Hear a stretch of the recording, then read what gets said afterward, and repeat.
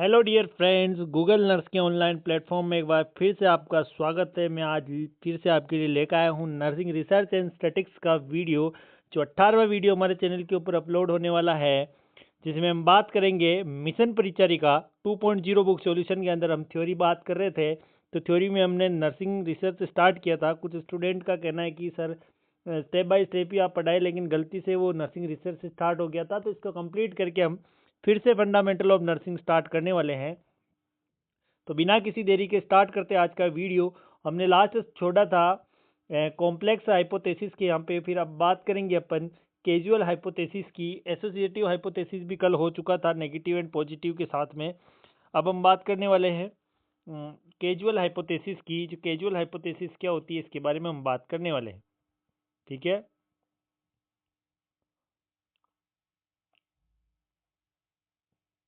Casual hypothesis की बात करें तो कैजुअल हाइपोथेसिस क्या होती है, याद रखिएगा, द प्रिडिक्ट। ठीक है। इसमें क्या होगा, it predict the cause and effect relationship between two and more variables. ये क्या करती है, प्रिडिक्ट करती है, कोज और इफेक्ट दोनों को करती है, और रिलेशनशिप को बताती है दो या दो से अधिक वेरिएबल के बीच में। Here independent variables are manipulated by the researcher. ठीक है। तो इसमें क्या होता है कि रिसर्चर जो होता है इंडिपेंडेंट वेरिएबल को मैनिपुलेट करता है, और इफेक्ट देखने के लिए किसका, डिपेंडेंट वेरिएबल के ऊपर, कि डिपेंडेंट वेरिएबल के ऊपर क्या इफेक्ट पड़ा है उसको देखने के लिए रिसर्चर इंडिपेंडेंट वेरिएबल को मैनिपुलेटेड करता है और ऑब्जर्व करता है डिपेंडेंट वेरिएबल के इफेक्ट को। ठीक है। इसमें प्रिडिक्ट किया जाता है कोज और इफेक्ट दोनों, याद रखिएगा। कैजुअल हाइपोथेसिस में क्या होता है, cause and effect both are predicted. ठीक है। तो एग्जांपल के लिए देखते हैं तो pin site care with hydrogen peroxide और pin site care with povidone iodine, both chemical is use alternative to observe effect on pin site care. ठीक है। समझ में आ जाना चाहिए आपको इसमें सीधा सा, कि कोई भी पिन साइट केयर करनी है आपको, जहाँ पे पिन चुभी हुई वहाँ पे हाइड्रोजन पेरोक्साइड से भी केयर करनी है, और पोविडीन और बिटाडीन जो होता है ऑइंटमेंट, उससे भी केयर करनी है। दोनों केमिकल होते हैं, लेकिन इनको अल्टरनेटिवली यूज किया जाता है इनके इफेक्ट को ऑब्जर्व करने के लिए, कि पिन साइट के ऊपर दोनों ने किस प्रकार से अपना इफेक्ट दिखाया है। तो एक कैजुअली हाइपोथेसिस हो गई। अगला हम बात करते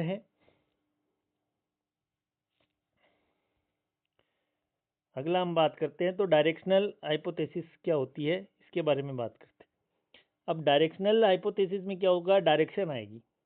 तो इसमें ध्यान से देखिएगा, it predict not only existence but also expected direction.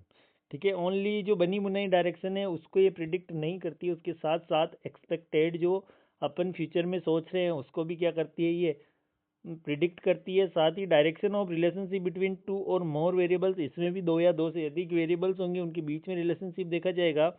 सच चीज ये, इसमें जो रिलेशन होगा पॉजिटिव रिलेशनशिप हो सकता है, नेगेटिव रिलेशनशिप हो सकता है, या नो रिलेशन या जीरो रिलेशन जिसको बोला जाता है वो भी हो सकता है। ठीक है। इसमें तीन प्रकार रिलेशनशिप को देखा जाएगा। डायरेक्शन में पॉजिटिव डायरेक्शन हो सकती है, नेगेटिव हो सकती है, या जीरो हो सकती है। तो एग्जाम्पल के लिए देखिएगा, there is a positive relationship between year of nursing experience. Positive relationship है year of nursing experience and job satisfaction among staff nurse. दूसरा देखिएगा, there is a negative relationship between year of nursing experience and job satisfaction among staff nurse. ठीक है। आप समझने का प्रयास करें। ऊपर तो क्या है कि पॉजिटिव रिलेशनशिप होगा ईयर ऑफ नर्सिंग एक्सपीरियंस के साथ में और जॉब सेटिस्फेक्शन के साथ में स्टाफ नर्स का। दूसरा क्या हो सकता है कि नेगेटिव रिलेशनशिप हो सकता है ईयर ऑफ एक्सपीरियंस के साथ में और जॉब सेटिस्फेक्शन स्टाफ नर्स का। ठीक है। कि ज़्यादा ईयर निकल जाते हैं या गवर्नमेंट जॉब नहीं है तो भी नेगेटिव रिलेशनशिप होता है, और ईयर निकल जाते हैं फिर भी आप जॉब से सेटिस्फाई है तो कोई इशू नहीं है, तो उस हिसाब से डायरेक्शन पॉजिटिव हो सकती है, नेगेटिव हो सकती है। नेक्स्ट आती है non directional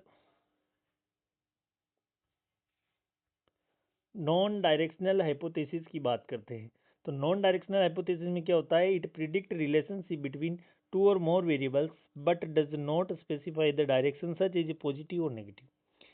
it predict relationship between two और मोर वेरिएबल। ठीक है। ये दो या दो से अधिक वेरिएबल के बीच में रिलेशनशिप को मेंटेन करती है, मतलब प्रिडिक्ट करती है, but does not specify the direction such is positive, और ये किसी भी प्रकार की डायरेक्शन को स्पेसिफाई नहीं करती है। याद रखिएगा, ना तो इसमें कोई पॉजिटिव डायरेक्शन को प्रिडिक्ट करेगी या नेगेटिव को, ये किसी भी डायरेक्शन को स्पेसिफाई नहीं करती है। There is a relationship between year of nursing experience and job satisfying among staff nurse. ठीक है, सेम चीज है कि ईयर ऑफ एक्सपीरियंस हो सकता है या जॉब से सेटिस्फाई हो सकता है एक नर्सिंग स्टाफ। नेक्स्ट बात करते हैं नल हाइपोथेसिस की। सॉरी, नल हाइपोथेसिस क्या होती है इसके बारे में हम बात करें तो नल हाइपोथेसिस में it is also known as statistical hypothesis. इसमें क्या होगा, स्टैटिस्टिकल हाइपोथेसिस होगी। It mean there is no relationship exist between independent and dependent variable. एक स्टैटिस्टिकल है क्योंकि इसके अंदर क्या होगा, किसी भी वेरिएबल के अंदर इंडिपेंडेंट या डिपेंडेंट किसी भी वेरिएबल के बीच में रिलेशनशिप नहीं बनेगा। ठीक है, बिटवीन द वेरिएबल, यानी दोनों जो वेरिएबल है उसके बीच में रिलेशनशिप नहीं बनेगा। तो there is a no relationship in smoking and CAD। There are variable is smoking and CAD, दोनों जो है वेरिएबल है, जबकि स्मोकिंग और CAD के बीच में कोई रिलेशन नहीं है। तो ये कौन सी है, नल हाइपोथेसिस है। ठीक है, नेक्स्ट आती है research hypothesis. It is also known as alternative hypothesis. ठीक है, ये क्या है, अल्टरनेटिव हाइपोथेसिस है, याद रखिएगा। ये क्या है, अल्टरनेटिव हाइपोथेसिस है। It state relationship between two और मोर वेरिएबल, ये दो वेरिएबल के बीच में क्या करती है, स्टेट्स करती है, रिलेशनशिप बनाने का प्रयास करती है। There is relationship between smoking and incidence of lung cancer. ये जरूर रिसर्च हाइपोथेसिस एक प्रकार की, इसमें रिसर्च की गई है कि स्मोकिंग करने वाले जो इंडिविजुअल है या पर्सन है उसके बीच में लंग कैंसर होने का खतरा रहता है। ठीक है, ये याद रखिएगा, ये रिसर्च हाइपोथेसिस है। इसके अंदर स्टेट बनता है, एक दूसरे से जोड़ा जाता है दो वेरिएबल को। तो इसमें ऐसा हो रहा है कि स्मोकिंग करने वाला और जो लंग कैंसर होता है उसके बीच में रिसर्च में पता चलता है कि इसके बीच में क्या हो सकता है, रिसर्च के अंदर इसके अंदर क्या हो सकता है, रिलेशनशिप हो सकता है कि स्मोकिंग करने से लंग कैंसर या लंग की डिजीज का खतरा हो सकता है। तो ये क्या हो गई है, रिसर्च हाइपोथेसिस हो गई है। अब रिसर्च हाइपोथेसिस के बाद में अपन बात करते हैं अजम्पशन की। ठीक है, अजम्पशन क्या होते हैं इसके बारे में हम बात करते हैं।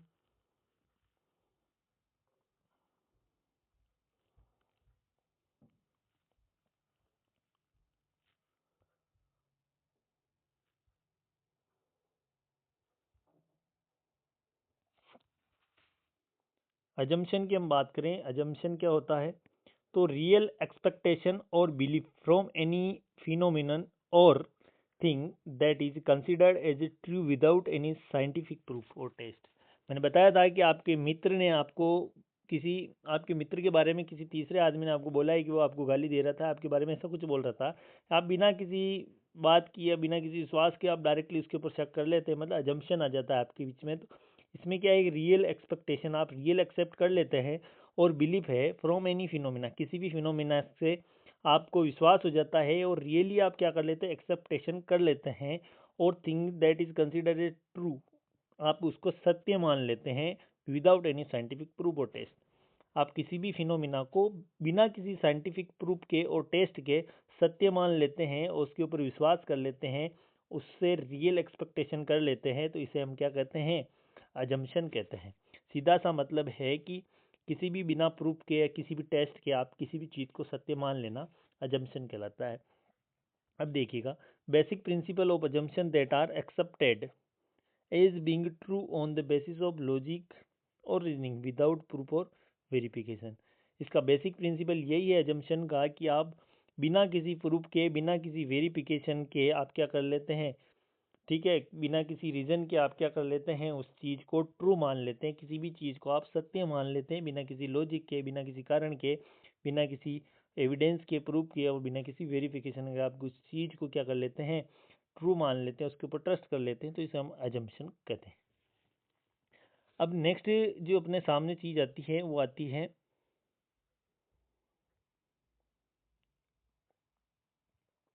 टाइप्स ऑफ रिसर्च डिजाइन की हम बात करेंगे। अब टाइप ऑफ रिसर्च डिजाइन, ठीक है। वैसे हम देखें तो अपने पास जो 2 टाइप देखने को मिलेंगे आपको, ठीक है। 2 प्रकार के टाइप आपको देखने को मिलेंगे रिसर्च डिज़ाइन के। टाइप ऑफ रिसर्च डिज़ाइन की बात करेंगे, रिसर्च डिज़ाइन क्या होती है, ओवरव्यू होता है, मतलब आपको पता है कि फ्रेमवर्क बनाया जाता है, उसे रिसर्च डिज़ाइन कहते हैं, आपको बताया गया था। एक तो होती है क्वांटिटेटिव। अब क्वांटिटेटिव का मतलब ये है कि आप उसमें नाप तोल कर सकते हैं, मेजरमेंट कर सकते हैं, तो वो क्वांटिटेटिव। एक होती है क्वालिटेटिव, जिसमें आप क्या करते हैं, क्वालिटी को रिसर्च करते हैं, ठीक है। तो ये 2 प्रकार की होती है। पहली कौन सी होती है, क्वांटिटेटिव, क्वांटिटी, और दूसरी क्या होती है, क्वालिटी, 2 होती है। अब क्वांटिटेटिव में होती है 2 प्रकार की रिसर्च डिज़ाइन जो आप सामने दिख रही होगी। एक तो होती है एक्सपेरिमेंटल और दूसरी होती है नॉन एक्सपेरिमेंटल, ठीक है। एक में तो क्या होगा, पूरा एक्सपेरिमेंट होगा, एक में नॉन एक्सपेरिमेंटल होगी लेकिन क्वांटिटेटिव होगी। और क्वालिटेटिव में 4 अलग प्रकार दे रखे हैं, उसको बाद में देखते हैं अपन। सबसे पहले हम बात करते हैं एक्सपेरिमेंटल और नॉन एक्सपेरिमेंटल की। तो सबसे पहले हम एक्सपेरिमेंटल की बात करें तो इसमें पहली कौन सी होती है, ट्रू एक्सपेरिमेंटल। कौन सी होती है, ट्रू एक्सपेरिमेंटल। दूसरी होती है क्वासी एक्सपेरिमेंटल। तीसरी होती है प्री एक्सपेरिमेंटल रिसर्च डिजाइन। 3 प्रकार की इसके अंदर होती है एक्सपेरिमेंटल के अंदर, ट्रू एक्सपेरिमेंटल, क्वासी एक्सपेरिमेंटल और प्री। टी, क्यू और पी से आप याद रखेंगे इसको, टी, क्यू और पी से आप इसको याद रखेंगे। टी का मतलब ट्रू, क्यू का मतलब क्वासी और पी का मतलब pre experimental research design. T Q P आप याद रखेंगे किसमें, एक्सपेरिमेंटल में, ई बराबर टी क्यू पी, ठीक है। अब नॉन एक्सपेरिमेंटल की बात करें अपन, तो पहली आती है डेस्क्रिप्टिव, ठीक है, descriptive research design, correlational research design, developmental research design, survey research design, methodological research design, comparative research design और case control studies and cohort studies जो है इसके अंदर देखने को मिलती है, ठीक है। समझ गए, आपने सुना होगा। अब याद कैसे करेंगे इसमें आप, तो इसमें याद करने के लिए आप देखिएगा, इसमें सबसे पहले क्या आ रहा है, डी सी, डी सी आ रहा है, और फिर डी आ रहा है फिर से, फिर एस आ रहा है, फिर एम आ रहा है, फिर 3 सी आ रहे हैं। याद रखने का तरीका बताता हूँ मैं आपको। डी डीसी दत्ता की नाम सुना होगा आपने, बुक का, ओबीजी की बुक आती है डीसी दत्ता के नाम से, 4th ईयर में पढ़ते हैं अपन। और डीसी दत्ता से ज़्यादातर क्वेश्चन एमसीक्यू देखने को मिलते हैं आपके कॉम्पिटिटिव एग्जाम के। तो डीसी दत्ता से मैंने, ठीक है, डीसी दत्ता से मैंने केस कंट्रोल की स्टडी की, मतलब ऐसे याद रखना पड़ेगा आपको, डीसी दत्ता से मैंने केस कंट्रोल की स्टडी की। तो 3 सी है, याद रखने का लास्ट में यही तरीका होगा आपका कि डी सी, डी का मतलब डेस्क्रिप्टिव हो गया, सी वापस आता है तो को रिलेशनल हो गया, डी डीसी दत्ता तो डेवलपमेंटल हो गया, और एस से तो सर्वे हो गया, और एम मैंने तो एम का मतलब मेथोडोलॉजिकल हो गया। 3 सी आ गए, 3 बार सी याद रखने हैं आपको। तो केस कंट्रोल स्टडी की, सॉरी, तो याद रखने का ये तरीका है। डी का मतलब हो गया डेस्क्रिप्टिव, सी का मतलब हो गया को रिलेशनल, ठीक है। मैं फिर से मिटा के बताता हूँ आपको। एक डी का मतलब तो हो गया डिस्क्रिप्टिव, दूसरे सी का मतलब हो गया को रिलेशनल, फिर डी का मतलब हो गया आपका डेवलपमेंट, फिर एस का मतलब हो गया सर्वे, फिर मैंने यानी एम, एम का मतलब हो गया आपका मेथडोलॉजिकल, फिर सी का मतलब केस मतलब कंपेरेटिव, और फिर से सी तो केस कंट्रोल स्टडीज, और सी का मतलब कोर्ट। 3 सी है। तो डीसी दत्ता से मैंने 3 सी सीखे, या डीसी दत्ता से मैंने केस कंट्रोल स्टडी की, ये याद रखोगे आप तो आपको याद हो जाएगी। डी का मतलब डेस्क्रिप्टिव, को का मतलब को रिलेशनल, और डी का मतलब डेवलपमेंटल, एस का मतलब सर्वे, एम का मतलब मेथोडोलॉजिकल, सी का मतलब कंपेरेटिव, फिर सी का मतलब कंट्रोल, केस स्टडी और कोर्ट स्टडीज। तो ये नॉन एक्सपेरिमेंटल को याद रखने का तरीका है, ठीक है, ये याद रखिएगा, ठीक है। एन बराबर तो हो जाएगा नॉन एक्सपेरिमेंटल, मतलब एन बराबर नर्सिंग में डीसी दत्ता से मैंने केस कंट्रोल स्टडी की, ये याद रखिएगा। याद रखने का तरीका आप लिख लेना, मैं फिर से बोल रहा हूँ, आपको नोटबुक है अगर पास में तो आप लिख सकते हो। एन बराबर नर्सिंग, ठीक है। तो डीसी दत्ता से नर्सिंग में आपने डीसी दत्ता से मैंने, आप लिखोगे डीसी दत्ता से मैंने केस कंट्रोल स्टडी की, यानी descriptive, correlational, developmental, survey, methodological, comparative and case control studies and cohort studies, याद रखिएगा। नेक्स्ट आती है क्वालिटेटिव, दो प्रकार की बताई मैंने सबसे पहले, क्वांटिटेटिव और क्वालिटेटिव। और क्वांटिटेटिव में होती दो, ठीक है, EN, एक्सपेरिमेंटल और नॉन एक्सपेरिमेंटल, ठीक है, याद रखिएगा। तो उसको TQP याद रखना है, TQP। टी का मतलब हो गया ट्रू एक्सपेरिमेंटल, क्वासी और प्री एक्सपेरिमेंटल, तो एक्सपेरिमेंटल में हो गई। नॉन के अंदर आती है DC दत्ता से, किया आपने सब स्टडी, ठीक है। और क्वालिटेटिव की बात करें तो एथनोग्राफिक हो गया, ग्राउंडेड हो गई, और फिनोमेनोलॉजिकल हो गई, और केस स्टडी मेथड हो गया है। इसमें 4 होते हैं, ठीक है, इसमें 4 होते हैं। अब क्वालिटेटिव को याद रखने के लिए आप क्या एग्जाम्पल लोगे, तो क्वालिटेटिव को याद रखने के लिए आप क्या लोगे, EGPC। अब याद रखने का यही है, EG है फार्मेकोलॉजिकल केस, याद रखने का ये तरीका है, या EG है फार्मेकोलॉजिकल केस, याद रखने का ये तरीका है, या EG है PC, ठीक है, याद रखिए EG है PC, EG है PC, या तो इसे याद रखो, या EG है फार्मेकोलॉजिकल केस। आपको याद रखने का ये तरीका है क्वालिटेटिव के अंदर। एथनोग्राफिक, ग्राउंडेड, याद रखिएगा, एथनोग्राफिक, ग्राउंडेड, और फिनोमिनोलॉजिकल और केस स्टडी मेथड, ये याद रखने की ट्रिक है। आप लिख सकते हैं नोटबुक के अंदर, बार बार सुन के आप लिख सकते हैं, मैं लिखा नहीं सकता, इतनी मेरे पास वो है नहीं अभी तक, ठीक है। मैं प्रयास कर रहा हूँ बहुत सारी चीज़ें खरीदने की, उसके बाद में अच्छे से क्लासें और आएगी। तो फिलहाल ये इतना बता पा रहा हूँ, ये बड़ी बात है मेरे लिए, क्योंकि आप इतना सपोर्ट कर रहे हैं, तो मैं कैसे न कैसे आपके लिए वीडियो लेकर जरूर आ रहा हूँ।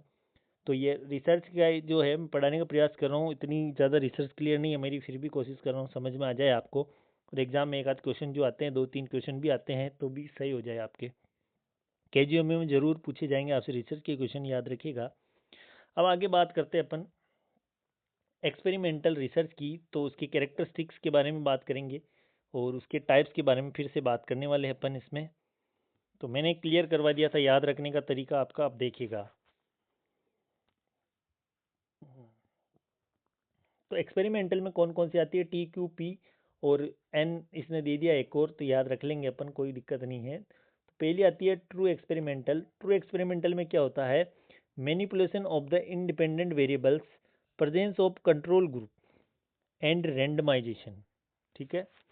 इसमें क्या होता है, ट्रू एक्सपेरिमेंटल रिसर्च डिजाइन के अंदर क्या होता है कि manipulation of the independent variable, जब इंडिपेंडेंट वेरिएबल का क्या होता है, मैनिपुलेशन होता है, तो प्रेजेंस ऑफ कंट्रोल ग्रुप, उस इंडिपेंडेंट वेरिएबल्स का जब मैनिपुलेशन होता है, तो वहाँ पे एक कंट्रोल ग्रुप जो है उसकी प्रेजेंस होती है, और उसका रेंडमाइजेशन किया जाता है रेंडमली। रेंडमली का मतलब करना है लगातार सिलेक्ट नहीं करना, एक को छोड़ के एक को सिलेक्ट करना है, रेंडमली सिलेक्ट किया जाता है इसके अंदर। पूरे एक्सपेरिमेंटल तभी होगा तब आप रेंडमली जो है किसी पॉपुलेशन से ग्रुप को उठाएंगे, तो रेंडमाइज इसमें किया जाता है। एक चीज़ याद रखिएगा, आपसे एग्जाम में पूछा जाता है अगर कि ट्रू एक्सपेरिमेंटल रिसर्च डिजाइन में होता क्या है, तो उसमें रेंडमाइजेशन होता है, उसमें कंट्रोल ग्रुप होता है, उसमें जो है इंडिपेंडेंट वेरिएबल होता है, हमेशा ध्यान रखिएगा। उसमें इंडिपेंडेंट वेरिएबल का जो है मैनिपुलेशन होता है किसकी प्रेजेंस में, तो कंट्रोल ग्रुप की, और रेंडमाइजेशन की प्रेजेंस के अंदर क्या होता है, उसके अंदर मैनिपुलेशन होता है। क्वेश्चन ऐसे बनेगा कि ट्रू एक्सपेरिमेंटल में क्या होता है, तो रेंडमाइजेशन होता है, ठीक है, याद रखिएगा। नेक्स्ट आता है क्वासी एक्सपेरिमेंटल। अब क्वासी एक्सपेरिमेंटल में क्या होगा वो देखते हैं अपन। तो manipulation of independent variables but absence of either randomization और कंट्रोल ग्रुप। याद रखिएगा क्वासी में क्या होगा, मैनिपुलेशन तो होगा इंडिपेंडेंट वेरिएबल का, लेकिन वहाँ पे कौन अब्सेंट होगा, रेंडमाइजेशन और कंट्रोल ग्रुप। अब आपसे पूछा जाता है कि क्वासी के अंदर रेंडमाइजेशन होता है, यस और नो, तो नहीं होता है, ठीक है। क्वासी के अंदर कंट्रोल ग्रुप होता है, नहीं होता है। अब 4th ईयर वाले भी स्टूडेंट अगर इन वीडियो को देखें, तो आपकी नर्सिंग के 4th ईयर के अंदर भी रिसर्च है, तो वो काम हो सकता है, आपका थ्योरी क्लियर हो सकती है यहाँ से। सेम थ्योरी है, एग्जाम में क्वेश्चन बीच में से बनते हैं, और आपको थ्योरी लिखनी होती है नर्सिंग के जो एकेडमिक के अंदर, और कम्पिटिटिव के अंदर MCQs बनते हैं। अब आती है प्री एक्सपेरिमेंटल। प्री एक्सपेरिमेंटल में क्या होगा, ये ध्यान से देखिएगा। Manipulation of independent variable but no randomization and no control group, ठीक है। वहाँ पे तो अब्सेंट होगा, लेकिन प्री के अंदर क्या होगा, ना तो कोई रेंडमाइजेशन होगा और ना ही कोई कंट्रोल ग्रुप होगा, लेकिन मैनिपुलेशन होगा इंडिपेंडेंट वेरिएबल का। सिंपल सी चीज़ है। और नॉन एक्सपेरिमेंटल में कोई मैनिपुलेशन नहीं है। एक्सपेरिमेंटल जहाँ भी हो रहा है वहाँ पे मैनिपुलेशन जरूर होगा, ठीक है, लेकिन ट्रू के अंदर तो होगा, कंट्रोल ग्रुप भी होगा, रेंडमाइजेशन भी होगा। क्वासी के अंदर अब्सेंट होंगे दोनों, और इनके अंदर कोई रेंडमाइजेशन नहीं, कोई कंट्रोल ग्रुप नहीं। ठीक है, ये याद रखिएगा, वेरी इंपॉर्टेंट। नेक्स्ट बात करते हैं अपन नॉन एक्सपेरिमेंटल रिसर्च। उसके अंदर मैंने कैसे बताया था, डीसी दत्ता से मैंने इसमें कुछ इंपॉर्टेंट चीज़ें दी गई है। आपकी मिशन परिचरिका के अंदर इंपॉर्टेंट चीज़ सेलेक्टेड है, वही दे रखा है, कचरा हटा दिया गया है इससे, तो ध्यान रखिएगा। तो डेस्क्रिप्टिव की सबसे पहले बात होगी नॉन एक्सपेरिमेंटल में, मैंने डी का मतलब बताया था, DC। ठीक है, तो इसमें डेस्क्रिप्टिव में क्या होगा, accurate description of the characteristics of individual. इसमें किसी भी इंडिविजुअल के जो कैरेक्टरिस्टिक्स होंगे वो एक्यूरेट होंगे, एकदम सही होंगे, करेक्ट होंगे। ठीक है, उसकी विशेषताएं जो होगी सारी करेक्ट होगी। ग्रुप और सिचुएशन, जो सिचुएशन होगी वो भी एक्यूरेट होगी, जो ग्रुप है वो भी एक्यूरेट होगा। ठीक है, ग्रुप एंड सिचुएशन भी एक्यूरेट होगा, with a certain phenomena without manipulation and control. ठीक है, अब कैसे पता चलेगा आपको, तो डेस्क्रिप्टिव के अंदर क्या होगा बालकों, डेस्क्रिप्टिव के अंदर ऐसा होगा, इसमें ना तो कोई कंट्रोल होगा ना कोई मैनिपुलेशन होगा, फिर भी जो ग्रुप है, जो सिचुएशन है, जो इंडिविजुअल है, जो ग्रुप है, सिचुएशन है और इंडिविजुअल है, ये तीनों क्या होंगे, एक्यूरेट डिस्क्रिप्शन के अंदर अवेलेबल रहेंगे, और उनका जो कैरेक्टरिस्टिक्स होगा वो भी एक्यूरेट होगा, एकदम सही होगा, बिना किसी कंट्रोल के, बिना किसी मैनिपुलेशन के भी ये एकदम से करेक्ट होगा। तो उसमें क्या होगा, descriptive experimental non experimental research design होगी। अब आपसे एग्जाम में पूछा जाता है कि कैरेक्टरिस्टिक्स, या हाँ ऐसे बात करते हैं, characteristics of individual of descriptive research design, तो उसके अंदर क्या होगा, एक्यूरेट होगा। ठीक है, अगर आपसे पूछा जाता है कि डिस्क्रिप्टिव रिसर्च डिजाइन में होता क्या है, तो इंडिविजुअल, ग्रुप और सिचुएशन के जो कैरेक्टरिस्टिक्स होते हैं वो एकदम एक्यूरेट होते हैं। ठीक है, तो आपसे अगर ये पूछा जाता है कि क्या अब्सेंट होता है डिस्क्रिप्टिव रिसर्च डिजाइन के अंदर, तो मैनिपुलेशन एंड कंट्रोल जो होता है उसमें नहीं होता है। ठीक है, याद रखिएगा, ये इंपॉर्टेंट है। नेक्स्ट आती है को रिलेशनल, सी नंबर वाली आ गई, को रिलेशनल। अब इसमें क्या होगा, रिलेशन बताएगा एक दूसरे के साथ में, तो use in the favour of cause effect relationship, जहाँ पे कोज की वजह से जो इफेक्ट आ रहे हैं उस रिलेशनशिप को बताने के लिए को relational non experimental research design की जाती है, विदाउट मैनिपुलेशन एंड कंट्रोल। उसमें भी कोई मैनिपुलेशन नहीं होगा, उसमें भी कोई कंट्रोल नहीं होगा। ठीक है, को रिलेशनल कहाँ उपयोग की जाएगी, कोज और इफेक्ट का जब रिलेशनशिप बताना है तो वहाँ पे कौन सी आएगी, आपकी को रिलेशनल आएगी, और उसमें भी आपका मैनिपुलेशन और कंट्रोल नहीं होगा। नेक्स्ट आती है डेवलपमेंटल रिसर्च डिजाइन। अब डेवलपमेंटल रिसर्च डिजाइन की बात करें तो examine the phenomena with respect of time. Development देखना है, कैसे समय के साथ में परिवर्तन आ रहा है उस चीज को देखना है, तो आस्पेक्ट ऑफ टाइम दे रखा है। अब डेवलपमेंट कैसे, अपन बचपन में जो एज होती है और जो अपने कैरेक्टरिस्टिक्स होते हैं वो धीरे धीरे समय के साथ में परिवर्तित होते रहते हैं, तो अपने अंदर क्या होता है, डेवलपमेंट होता है, स्किल्स का, नॉलेज का और अदर जो लर्निंग प्रोसेस है सारी अपनी, जो उसका डेवलपमेंट होता है तो समय के साथ होता है। तो इसमें examine the phenomena with respect of time, यानी कि समय के साथ में जो फिनोमिना के अंदर चेंजेस देखने को मिल रहे हैं उसमें developmental non experimental research design होगी, उसमें कोई एक्सपेरिमेंट नहीं है, नॉन एक्सपेरिमेंट है, डेवलपमेंट समय के साथ हो रहा है। ठीक है, नेक्स्ट बात करते हैं एपिडेमियोलॉजिकल। ये एपिडेमियोलॉजिकल जो है ऊपर आई थी या नहीं आई थी, देखिएगा, एक बार देखने का प्रयास करते हैं। एपिडेमियोलॉजिकल नहीं आई थी, लेकिन सर्वे और मेथडोलॉजिकल थी, केस कंट्रोल स्टडीज के अंदर आएगी ये। ठीक है, इसमें देख लेना, अभी एक देख जा पता चल जाएगा आपको। एपिडेमियोलॉजी का आ गया, मतलब कम्युनिटी से रिलेटेड है, तो use in the investigation of distribution cause of disease in the population. तो रिसर्च करना जरूरी है कि पॉपुलेशन में किस प्रकार से आपका इन्वेस्टिगेशन कर रहे हैं आप, जो डिजीज का डिस्ट्रीब्यूशन हो रहा है, जो डिजीज के कोज है उनका आप कैसे इन्वेस्टिगेशन करेंगे एक पॉपुलेशन के अंदर, तो उसको बताने के लिए एपिडेमियोलॉजिकल रिसर्च की जाती है। यानी एपिडेमियोलॉजी का मतलब ये हो गया पॉपुलेशन के अंदर जाके आपको लोगों के ऊपर स्टडी करनी है कि इसमें डिजीज का डिस्ट्रीब्यूशन कैसे हो रहा है, उसके कोज क्या है, लक्षण क्या देखने को मिल रहा है, साइन सिम्टम क्या है। तो एपिडेमियोलॉजिकल सिंपल सा है। ठीक है, एग्जाम में ऐसे ही फंसाने का काम किया जाएगा आपको कि एपिडेमियोलॉजिकल रिसर्च की कैरेक्टरिस्टिक्स क्या हो सकते हैं, कहाँ काम में आती है, तो एपिडेमियोलॉजी कहाँ काम में आती है, हमेशा पॉपुलेशन के अंदर, कम्युनिटी के अंदर। ठीक है, याद रखिएगा। सर्वे, सारा कचरा हटा के ये जो मेन चीज़ें होती है मिशन परिचारिका में दी गई है, और ये आपकी 4th ईयर जो नर्सिंग सब्जेक्ट है, नर्सिंग रिसर्च एंड स्टैटिक्स, उसके लिए भी इंपॉर्टेंट रहने वाली है। सर्वे की बात करें तो it is the investigation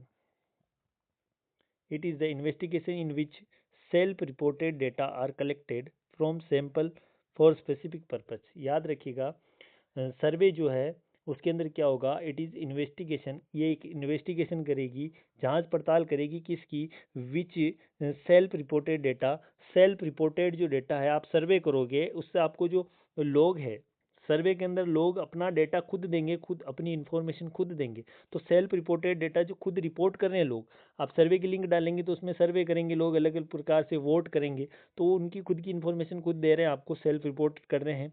data are collected from the sample, कोई एक पॉपुलेशन है 10,000 लोगों की, उसमें आपने सर्वे किया है, सबने अलग अलग डेटा अपना प्रोवाइड किया, अपनी इन्फॉर्मेशन दी है, तो सेल्फ रिपोर्टेड डेटा है, उसको कलेक्ट करके फॉर ए स्पेसिफिक, किसी भी स्पेसिफिक पर्पज के लिए आप जब सेल्फ रिपोर्टेड डेटा कलेक्ट करते हैं और उनका इन्वेस्टिगेशन करते हैं तो इसे हम सर्वे कहते हैं, ठीक है, और सर्वे रिसर्च कहते हैं इसको, ठीक है, याद रखिएगा, वेरी इंपॉर्टेंट है। सर्वे के अंदर क्या होगा, तो सेल्फ रिपोर्टेड डेटा का इन्वेस्टिगेशन किया जाएगा। सीधा सा सिंपल सा है कि दूसरों के द्वारा जो इंफॉर्मेशन दी गई है सेल्फ के द्वारा, उस इंफॉर्मेशन का एनालिसिस करना, इन्वेस्टिगेशन करना है, क्या कहलाता है, सर्वे कहलाता है।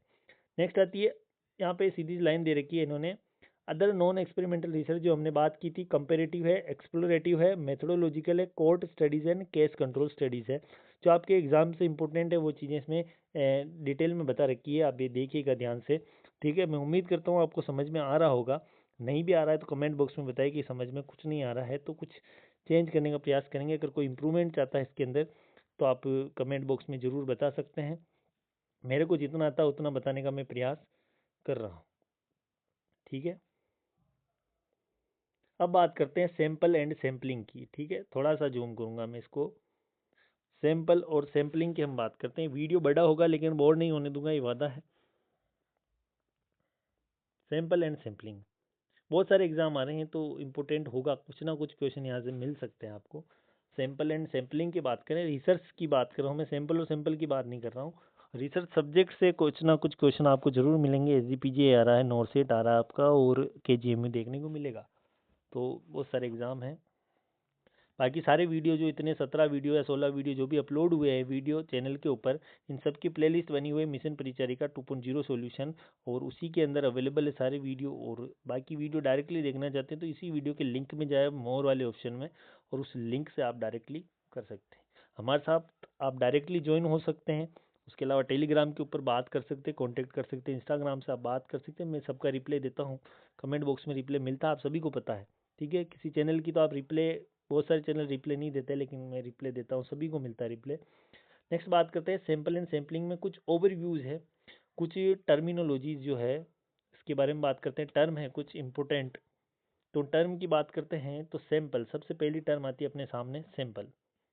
सैंपल क्या होती है, तो representative unit of target population, किसी एक टारगेट पॉपुलेशन जो है, आपका टारगेट है नर्सिंग स्टूडेंट, अब उस नर्सिंग स्टूडेंट की जो टारगेटेड पॉपुलेशन आपके 1000 नर्सिंग स्टूडेंट है, तो उससे जो रिप्रेजेंटेटिव यूनिट उठाई जाएगी वो आपका सैंपल होगा। अब एक क्लास है 50 लोगों की, प्रिंसिपल 50 लोगों से बात नहीं कर सकता है तो उसमें क्लास में 2 मॉनिटर होंगे, एक गर्ल्स में एक बॉयज़ में, तो वो रिप्रेजेंटेटिव है उसके, और उस रिप्रेजेंटेटिव जो है वो 2 है, तो आपकी 50 लोगों की सारी इन्फॉर्मेशन उन 2 लोगों के पास होगी, वो एक यूनिट है एक प्रकार की।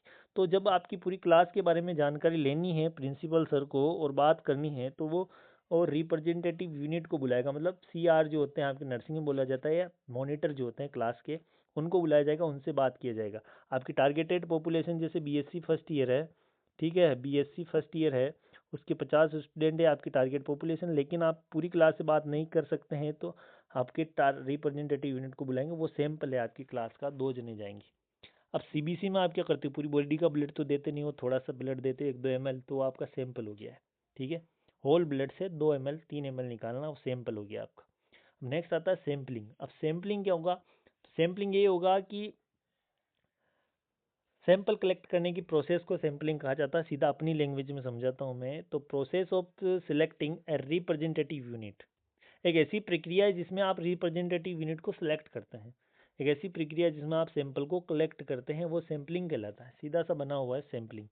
आप सैंपल कलेक्ट करने की प्रोसेस को सैम्पलिंग कहते हैं, हिंदी में समझा दूँ मैं आपको, समझ में आ जाएगा। नेक्स्ट आता है पॉपुलेशन। पॉपुलेशन क्या होती है आपको ये पता है कि ग्रुप ऑफ पर्सन पीपल्स, ठीक है, या कंप्लीट सेट ऑफ पर्सन्स और object that process some common characteristics and interest to the researcher, ठीक है। एक प्रकार के सम कॉमन कैरेक्टरिस्टिक्स वाले लोग होते हैं या ऑब्जेक्ट होते हैं, पर्सन होते हैं, वो एक प्रकार की पॉपुलेशन होती है जिसमें रिसर्चर का इंटरेस्ट होता है रिसर्च करने के लिए, वो एक पॉपुलेशन है। रिसर्च सब्जेक्ट के अनुसार बता रहा हूँ मैं। पॉपुलेशन क्या है? कंप्लीट सेट ऑफ पर्सन, एक मनुष्य का एक सेट बना हुआ है और ऑब्जेक्ट का सेट बना हुआ है। दैट प्रोसेस सम कॉमन, उनके कुछ प्रोसेस होती है, प्रक्रियाएं होती है, उनके कुछ कैरेक्टरिस्टिक्स होते हैं और इंटरेस्ट होता है रिसर्चर का उसमें रिसर्च करने के लिए, वो पॉपुलेशन कहलाती है। नॉर्मल सी बात है। अब बात करते हैं टारगेट पॉपुलेशन के ऊपर ही समझा दिया था मैंने। Target population, it is made up of the group of people और objects to which the researcher wish to generalize the finding of the study. Target population वो होगी, जैसे आपको मैं बता देता हूँ, आपका टारगेट है एम्स के अंदर सिलेक्शन लेना। तो एम्स चाहे नोरसेट के थ्रू हो, चाहे अलग अलग एम्स के द्वारा वैकेंसी निकाली गई हो, चाहे एम्स संविदा पे वैकेंसी निकाल रहा हो, लेकिन आपका टारगेट क्या है? एम्स है, तो आप उसके बारे में पूरा जो है जी जान लगा देंगे और नौकरी पाने की प्रयास करेंगे। ठीक उसी प्रकार रिसर्चर को, जो रिसर्च करता है उसे हम रिसर्चर कहते हैं। रिसर्चर का टारगेट है जो पॉपुलेशन उसके ऊपर उसको स्टडी करना है, वो उसके लिए क्या है? टारगेट पॉपुलेशन है। तो ये made up of group of the people, लोगों का समूह होता है और ऑब्जेक्ट का समूह होता है, कोई ऑब्जेक्ट है, कोई उद्देश्य है उसका। Which is the researcher which to generalize the finding the study, और उसके साथ क्या करना चाहता है? रिसर्चर स्टडी करना चाहता है, तो वो उसके लिए टारगेट पॉपुलेशन होगी। ठीक है, नेक्स्ट बात करते हैं। टारगेट पॉपुलेशन के बाद नेक्स्ट बात आती है actual population. Actual population it is a group that actually available for study bye researcher. एक तो टारगेटेड पॉपुलेशन है। अब मान लेते हैं टारगेट पॉपुलेशन का मतलब कि कम्युनिटी है, तो कम्युनिटी के अंदर दो प्रकार के लोग रहते हैं, ठीक है, हेल्दी और अनहेल्दी मान लेते हैं। तो उसका जो टारगेट है वो हेल्दी या अनहेल्दी कुछ भी हो सकता है, लेकिन एक्चुअल पॉपुलेशन का मतलब उसने एक सेलेक्ट कर लिया है अब। ठीक है, it is the group that actually available for study bye researcher, जो एक्चुअल में क्या है उसकी स्टडी के लिए तैयार है। जैसे अनहेल्दी लोगों के ऊपर स्टडी करना चाहता है और वो लोग तैयार है स्टडी करवाने के लिए अपने ऊपर, या स्टडी रिसर्चर के लिए जो है एक्चुअल में जो अवेलेबल लोग हैं वो उसके लिए क्या है? एक्चुअल पॉपुलेशन है। अब एक्चुअली आप जिसकी तैयारी कर सकते हैं वो आपके लिए क्या है? एक्चुअल टारगेट है आपका। ठीक है, एक तो टारगेटेड पॉपुलेशन, आप एम्स को भी टारगेट कर रहे हैं, लेकिन अगर बीच में एसजीपीजे आ जाता है और उसमें आपका सिलेक्शन हो जाता है, वो आपके लिए एक्चुअल हो गया। या एसजीपीजे का सिलेबस अच्छा लगा आपको, आप उसकी तैयारी करने लगे, वो आपके लिए एक्चुअल हो गया। एक्चुअली अवेलेबल टाइम के ऊपर जो मिल जाए वो एक्चुअल पॉपुलेशन उसके लिए है, जिससे स्टडी करेगा। आप रिसर्चर एक्चुअल में स्टडी उसी के ऊपर करेगा। नेक्स्ट बात करते हैं सैम्पलिंग फ्रेम। सैम्पलिंग फ्रेम क्या होती है और सैम्पलिंग एरर क्या होता है, इन दोनों के बारे में हम बात करेंगे। तो सैम्पलिंग फ्रेम की बात करें तो ए sample frame is a list that include every member of the population from which a sample is taken. ठीक है, सैम्पलिंग फ्रेम में तो ये होगा कि sample frame is a list, एक प्रकार की लिस्ट, एक सूची बनी हुई है। Include every member of population, प्रत्येक जो पॉपुलेशन का प्रत्येक व्यक्ति है उसका रिकॉर्ड उसमें लिखा हुआ रहेगा। पूरे जो पॉपुलेशन है जिसके आप स्टडी कर रहे हैं उसके सारे लोगों का रिकॉर्ड रहेगा, उसे सैंपल फ्रेम कहेंगे। विच ए सैंपल इज टेकन, जिससे सैंपल लिया गया है। ठीक है, समझ में आता है आपको? अब एग्जाम में सिलेबस तो बहुत बड़ा दिया जाता है, लेकिन क्वेश्चन कुछ ही सिलेक्ट किए जाते हैं, तो सिलेबस के अंदर तो सारी चीज़ें रहेगी। ठीक है, मतलब sampling frame is a type of syllabus. ठीक है, sampling frame is a type of syllabus, जिससे क्या सिलेक्ट किया जाता है? सैंपल, यानी कुछ एमसीक्यू सिलेक्ट किए जाते हैं। सीधा सा समझिएगा, एग्जाम का सिलेबस तो आप 3-4 पेज का देखने को मिलता है, लेकिन क्वेश्चन वही आते हैं एग्जाम के अंदर। तो उस प्रकार से आप समझने का प्रयास करें कि sampling frame is a type of syllabus. Example के तौर पे बता रहा हूँ, रिसर्च में कोई सिलेबस नहीं है। एक टाइप ऑफ सिलेबस, इसके अंदर से क्या है? कुछ विच सैंपल इज टेकन, यानी कुछ एमसीक्यूज उससे लिए जाते हैं। सीधा सा समझा रखा है, यहाँ पे ध्यान से देखिएगा। ठीक है, अब बात करते हैं सैम्पलिंग एरर की। तो सैम्पलिंग एरर क्या होता है? It is any type of thing that is attributed to the mistakes in either drawing a sample or determining the sample। यानी सैंपल लेने में या सैंपल तैयार करने में कोई गलती हो जाती है, या कोई परिवर्तन देखने को मिलता है, आप कोई चेंजेज आ जाता है, मिस्टेक हो जाती है, तो उसे हम क्या कहते हैं? सैम्पलिंग एरर कहते हैं। सैंपल लेते समय या सैंपल कलेक्ट करते समय या सैंपल का एनालाइज करते समय कोई मिस्टेक हो जाती है, कोई गलती हो जाती है तो सैम्पलिंग एरर कहते हैं, सीधा सा है। तो उम्मीद करता हूँ कि ये टर्मिनोलॉजी आपको समझ में आई होगी। अभी तक ज़्यादा लंबा वीडियो बना नहीं है, तो वीडियो और आगे तक चलेगा। ये वीडियो को पूरा देखें, अगर अच्छा लगता है आपको तो वीडियो को लाइक ज़रूर करें, चैनल को सब्सक्राइब करें और शेयर करें, ताकि और भी जो हमारे नर्सिंग साथी है उन तक की रिसर्च की वीडियो जल्दी जल्दी पहुंच सके और उनकी तैयारी हो सके मजबूत। जरूरी नहीं है कि कंपटीशन वाले, अपने 4th ईयर के साथी जो है बहुत सारों की बैक लगी हुई है, बहुत सारे भी 4th ईयर में है, तो उनको भी तैयारी हो सके। अब बात करते हैं टाइप्स ऑफ सैंपल टेक्निक, यानी सैंपल के बारे में पढ़ा है तो उसके टेक्निक भी होगी, क्योंकि अलग अलग प्रकार की टेक्निक होती है हर चीज़ की, तो उसके बारे में भी पता होना चाहिए। तो टाइप्स ऑफ सैंपल टेक्निक के बारे में हम बात करने वाले हैं। तो क्लासिफिकेशन ऑफ सैंपल टेक्निक अच्छे से समझा रखा है इस बुक के अंदर, जिसके पास बुक है वो समझ सकता है वैसे भी, लेकिन बुक के अलावा जो कि कुछ बहुत सारी चीज़ें समझ में नहीं आती है तो अलग लैंग्वेज में उनको समझने का प्रयास करना पड़ता है। रिसर्च थोड़ा सब्जेक्ट हार्ड होता है। तो सैंपल टेक्निक की बात करते हैं तो दो प्रकार की देखने को मिलेगी, नॉन प्रोबेबिलिटी सैंपल टेक्निक और probability sample technique. Non probability का मतलब कोई प्रोबेबिलिटी नहीं है फिर भी सैंपलिंग आप लेंगे, उसकी एक टेक्निक है। और प्रोबेबिलिटी पूरी रहेगी, ऐसी सैंपल टेक्निक भी रहेगी। ठीक है, तो यहाँ तक तो आप याद रख लेंगे कि क्लासिफिकेशन सैंपल टेक्निक की, सैंपल टेक्निक कौन कौन सी होती है, तो नॉन प्रोबेबिलिटी और प्रोबेबिलिटी। यहाँ तक कंपटीशन वाले का कोई रोल नहीं है, यहाँ तक ओनली 4th ईयर स्टूडेंट के लिए है। Probability non probability type explain करने होते हैं उनको। तो अब बात करते हैं कंपटीशन वालों के लिए, अगर नाम पूछा जाता है कि नॉन प्रोबेबिलिटी सैंपलिंग का टाइप कौन कौन से होते हैं, तो convenience sample, judgmental sample, quota sample और स्नोबॉल सैंपल सैंपलिंग है वो। ठीक है, CJQS।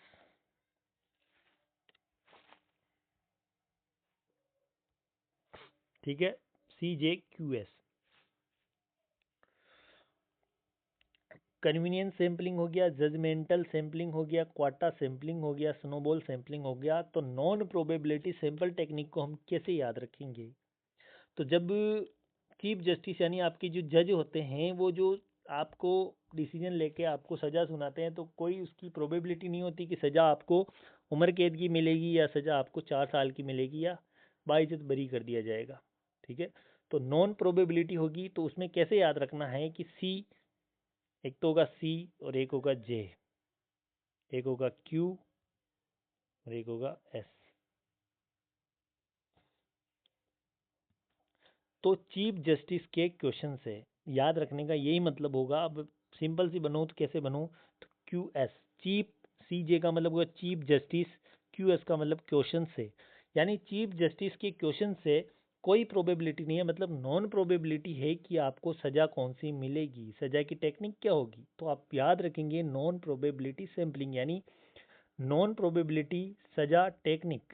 ठीक है, उसकी कोई प्रोबेबिलिटी नहीं है कि चीफ जस्टिस के क्वेश्चन जब आपसे किए जाएंगे, CJQS यानी चीफ जस्टिस के क्वेश्चन से आपको कौन सी सजा मिलने वाली है, आपकी कोई गारंटी नहीं है। आपको बाइज्जत बरी किया जाएगा या आपको 10 साल उम्र कैद या फांसी की सजा होगी, कोई गारंटी नहीं। तो याद करने का तरीका लिख लीजिएगा नोटबुक में, नॉन प्रोबेबिलिटी सैंपल टेक्निक बराबर नॉन प्रोबेबिलिटी ऑफ सजा technique by chief justice question. ठीक है, बाई चीफ जस्टिस क्वेश्चन, यानी सी का मतलब हो गया कन्वीनियंस, जे का मतलब जजमेंटल, क्यू का मतलब क्वाटा और स्नोबॉल। ठीक है, याद रखने का यही तरीका है। अगर टेक्निक अच्छी लगी तो आप लाइक जरूर करेंगे, मुझे पता है बहुत सारे जो है उनको समझ में आ रहा है और बहुत सारों को नहीं आ रहा है, तो बार बार वीडियो को देखिए, आपको समझ में आ जाएगा। ठीक है, चीफ जस्टिस के क्वेश्चन से कोई प्रोबेबिलिटी नहीं है कि आपको कौन सी सजा की टेक्निक मिलने वाली, यानी 4 साल मिलेगी उम्र कैद या फांसी या बाइज्जत बरी। तो नॉन प्रोबेबिलिटी सैंपल टेक्निक याद होगी डायरेक्टली, सीधा सा है कि सैंपलिंग टेक्निक दो प्रकार की होती है, नॉन प्रोबेबिलिटी, प्रोबेबिलिटी। तो नॉन प्रोबेबिलिटी मैं बता दूं आपको कि इसी वीडियो में आपको याद हो गई है, 100% याद हो गई है। ठीक है, जिसको याद होगी ये कमेंट बॉक्स में यस लिखेंगे आप, मुझे पता है। अब बात करते हैं प्रोबेबिलिटी। अब प्रोबेबिलिटी में क्या होगा कि प्रोबेबिलिटी रहेगी आपको सज़ा कौन सी मिलेगी। अब क्या होता है आगे देखते हैं इसकी टेक्निक। तो इसमें और कुछ नहीं है, सिंपल सी है ये। तो इसमें कौन कौन सी है प्रोबेबिलिटी में, तो सिंपल रैंडम सैम्पलिंग है, सिस्टमेटिक सैम्पलिंग है, स्ट्रेटिफाइड सैम्पलिंग है, क्लस्टर सैम्पलिंग है और अदर सैंपल टेक्निक है। ठीक है, तो इसको याद करने के लिए 3S है ये। ठीक है, 3S। कैसे याद रखेंगे? 3 स्टार क्लस्टर अदर, ऐसे याद रखो या तो आप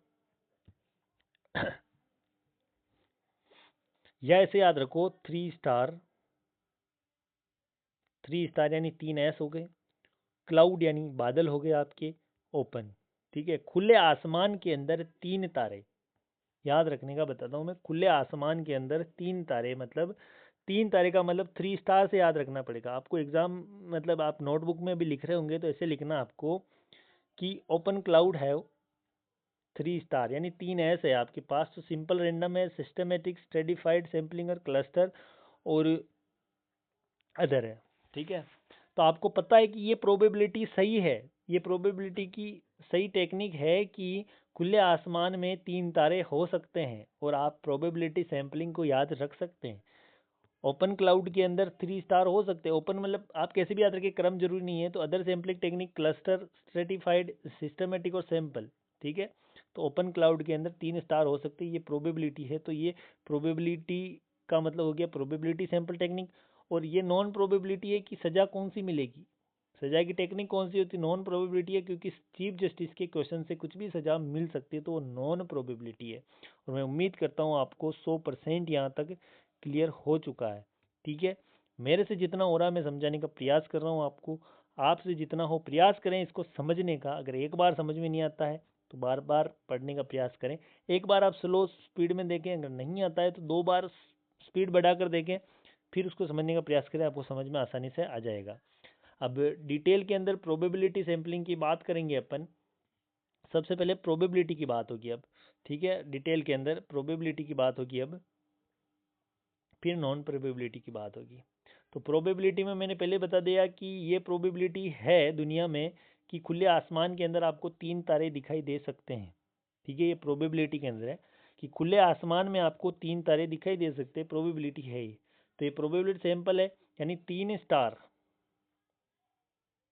3 स्टार मतलब 3S हो गए, सिंपल हो गई, सिस्टमेटिक हो गई, स्ट्रेटिफाइड हो गई। मेरे को याद हो गया है तो। और खुला आसमान क्लाउड बोलते हैं अंग्रेजी में, तो क्लस्टर, और आसमान या ओपन, खुला को ओपन बोलते हैं, तो वो अदर सैम्पलिंग टेक्निक होगी। ठीक है, तो प्रोबेबिलिटी में देखते हैं अपन, थ्योरी की बात करें अब इसकी। डिटेल तो मैं ऐसे ही चलता रहता है, टाइम पास मन से ट्रिक बनाता हूँ मैं। It involve random selection of member of population. Probability sampling हमेशा क्या करती है? रैंडम सिलेक्शन करती है मेंबर का, मतलब लगातार नहीं करती है। जैसे रोल नंबर 1 को सिलेक्ट किया, उसके बाद 5 को कर लिया, उसके बाद 15 को कर लिया, उसके बाद 17 को कर लिया, 21 को कर लिया, ऐसे रैंडमली क्या किया जाता है? सिलेक्शन किया जाता है प्रोबेबिलिटी सैम्पलिंग के अंदर पॉपुलेशन से। Every member in population has equal chance to be selected as study sample. इसमें प्रत्येक मेंबर का क्या होता है? इक्वल चांस होता है सेलेक्ट होने के लिए, यानी किसी को भी सिलेक्ट कर सकते हैं, मतलब सबको बराबर चांस दिया गया है स्टडी करने के लिए। एवरी पॉपुलेशन का जो एवरी मेंबर होता है उसको इक्वल चांस दिया जाता है और रैंडमली उनको सिलेक्ट किया जाता है। उसे हम क्या कहते हैं? Probability sampling. मतलब ये प्रोबेबल होता है उसके अंदर कि मेरा नंबर स्टडी के अंदर आ सकता है।